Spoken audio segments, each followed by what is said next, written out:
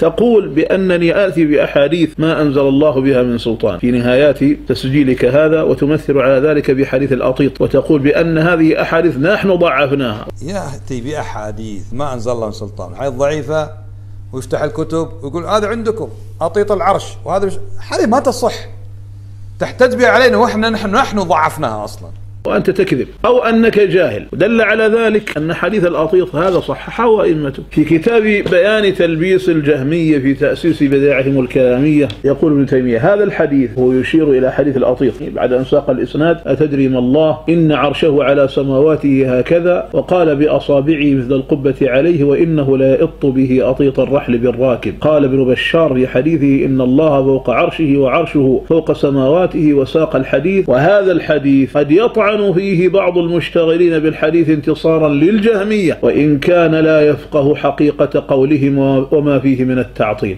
جهمي ومعطل أيضا، أو استبشاعا لما فيه من ذكر الأطيط